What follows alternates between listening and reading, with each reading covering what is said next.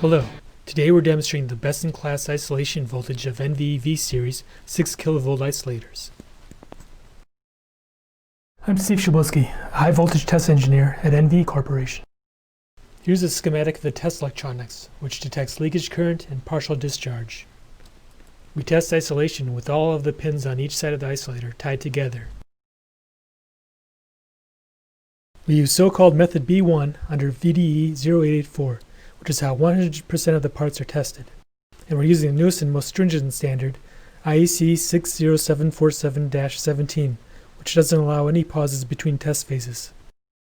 The test consists of two steps. First, a breakdown test for 1 second at 7.2 kilovolts, 120% of the 6 kilovolt isolation rating, immediately followed by a partial discharge test for 1 second at 1.875 kilovolts, or 1 7/8 times the working voltage. Here's the test waveform on an oscilloscope. We're testing a 2-channel IL721V isolator. Though it has the highest isolation rating in the industry, it's in a JEDEC standard 16-pin SOA.